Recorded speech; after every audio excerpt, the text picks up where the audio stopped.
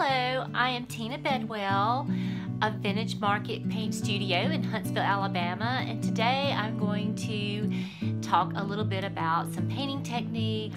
I'm going to show you how to do an ombre effect, as well as how to get a smooth painted finish using DIY paint. DIY paint is a chalk and clay-based paint that is highly pigmented. What I'm going to start with is to do an ombre effect. I'm going to start really dark and then go light. I'm painting this guitar cut out of plywood for a project that I'm working on. I'm going to start with Bohemian Blue by DIY Paint and a Haze Sailor. They're both really dark blue. The Bohemian Blue's got some green tones in it. It's a really pretty teal color. And DIY White Swan is a really nice white to add to the color as you go to get it lighter. And I'm going to start dark at the bottom of this and work my way up to lighter at the top. So in blending that, other than those two colors, I'm also going to be using a color called Old 57, some Apothecary. It's kind of a minty, like an old Apothecary cabinet green color, and some Prom Queen. It's a real pale blue. Okay, to get started, in order to get a really smooth finish, you always want to paint with a really good paintbrush. The Paint Pixie paintbrushes are my favorite brush. I like how they paint the paint on. They give great coverage. You can just about get one coat coverage using this paintbrush. I mostly do 2 coats on my projects, but every now and then I'll get 1 coat on and think, okay, that looks good. I like it like it is. I don't want to do anything further, so I'll just do 1 coat, and it will amazingly cover in 1 coat using this brush, and the paint too being highly pigmented. So what I like to do is start by wetting my brush. I stick it down in water to about right here, a little bit below what's called the ferrule. This metal part is the ferrule of your paintbrush. Don't want to go any further than that. And then you're going to want to shake out the excess, because you don't want your brush dripping wet. So I'm in my paint studio, so I can shake it against the wall there. And now I'm going to angle my camera down. So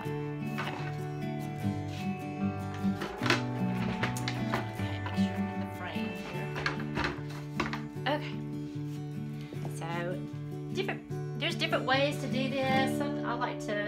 I'll use a container. I've got a little palette if I need to add some paint to it, which I probably will, since it's gotten clogged up. But to start out, I just like to go in and just put some paint right on the bottom. And the navy is the darkest. But this ombre effect that I'm doing is going to kind of create a sort of dark to light, faded blue jeans, faded denim sort of look. I want to put a little bit of Bohemian Blue mixed in with the Haze Sailor, and then start painting it on. And if I need to come back and make it darker, I can add more of the Haze Sailor, or I can even come back and add some black if I want to deepen it further. But I'm just going to start with that now and see how it goes. Now I'm adding to my palette Old 57, Apothecary, and Prom Queen. Now I'll begin blending those colors and adding it to the dark as I begin to work my way up. I will spray with water to help the paint continue to flow and blend well.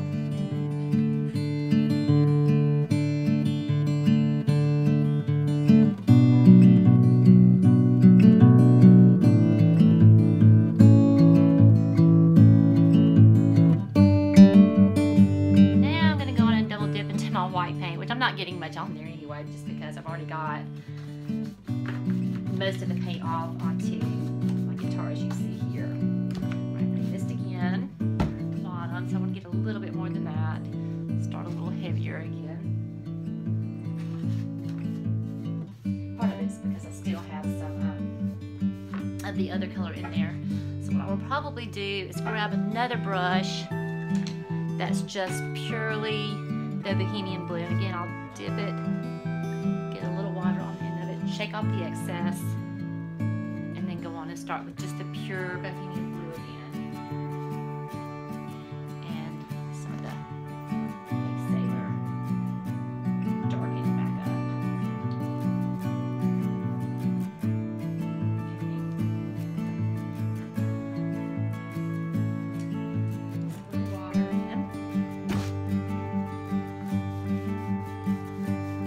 Now I will begin adding white to my color using White Swan. Alright, now I'm just going to go to the very top, put the white on, work my way down, and then work my way back up here.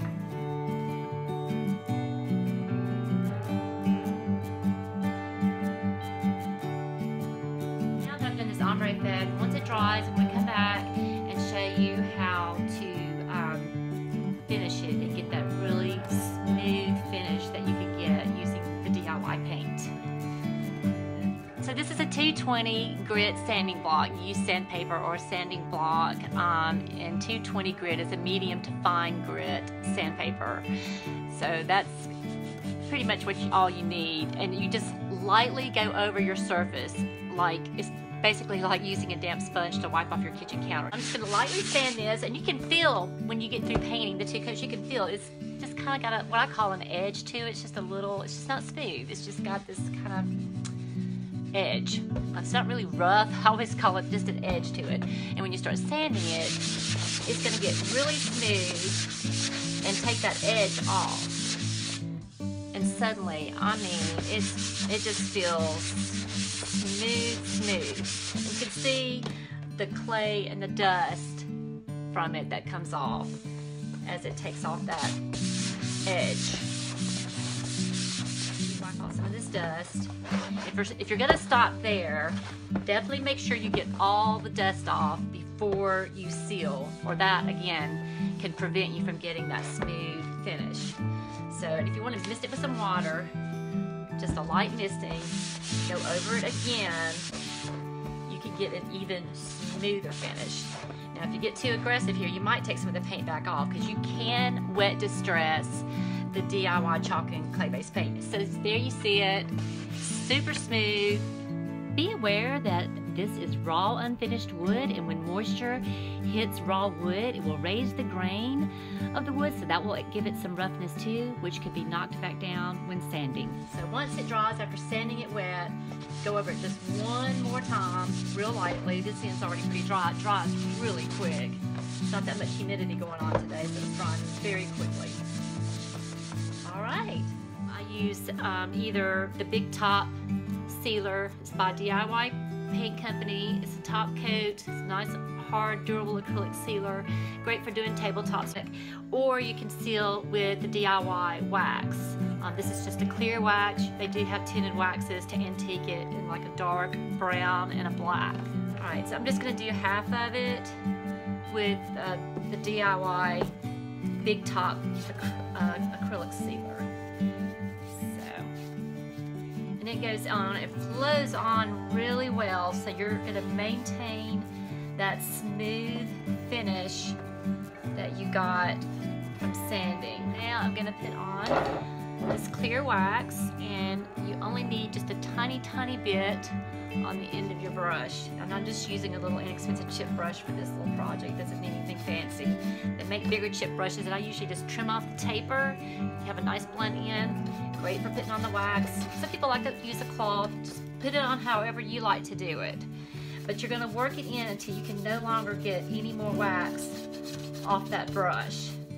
Otherwise, you're going to end up putting too much wax on. So just start with a tiny bit on the end, and when you're not getting any more off, as you can see there, I'm not getting any more off now, so I want to add a little bit more and continue to work. And you can see very well with this clay-based paint where it's going on, because it starts to darken up. So you can see those light spots are where it needs to be worked in with some more wax. Let it dry at least a couple of hours. Even better if you can wait till the next day to let it dry.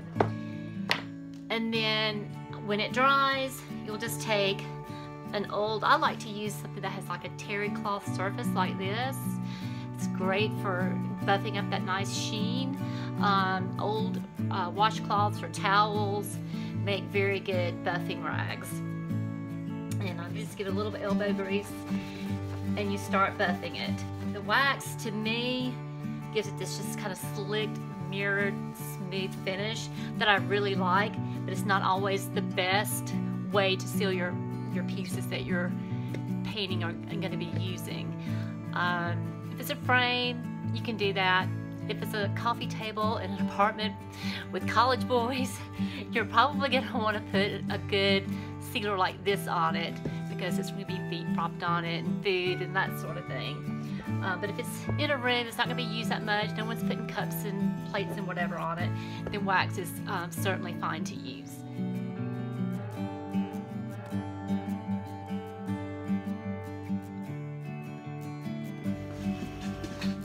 Can you see that mirrored like finish you get from the wax? Isn't that pretty? And it's so smooth, it feels so good. Keep in mind that a waxed finish is not an appropriate finish to use on kitchen cabinets or dining room tables, coffee tables, anything like that that's going to have food or drink or something that's high traffic areas. In that case, you will want to use a clear acrylic top coat that will give you much more durability and protection for your piece. Now that my ombre painted Jammin guitar is completed and sealed with a waxed smooth finish, it is time to add all the embellishments. I used the IOD decor molds by Iron Orchid Designs by adding the acanthus leaf mold, the mermaid mold. Once they were glued down, I came back with a gilder's paste and gilded all of the details so it shows up well. I added gilding to the edges of the Jammin guitar. The tacks at the top are upholstery tacks that I used for the turns for the string. And the string that I added was braided leather belts, where I cut the buckle off and unbraided the belt.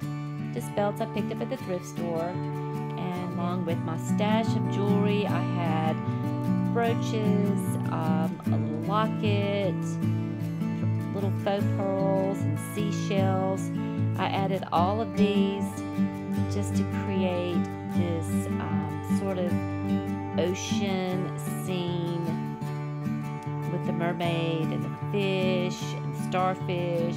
The paint was a blue jean sort of look, but it also has an ocean feel to it with this ombre tones of blue.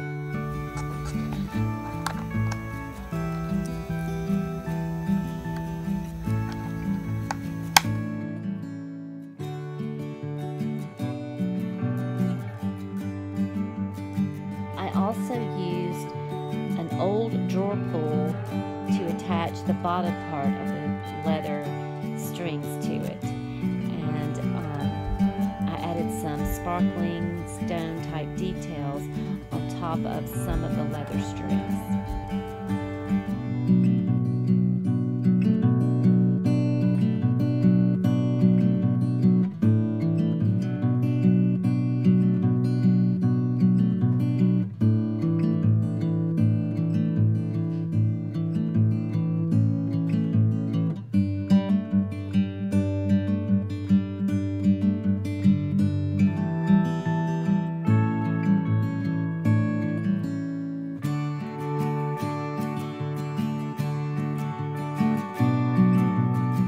For more fun projects and other tutorials, be sure to follow me here on YouTube, and you can follow my blog on my website at www.vintagehuntsville.com.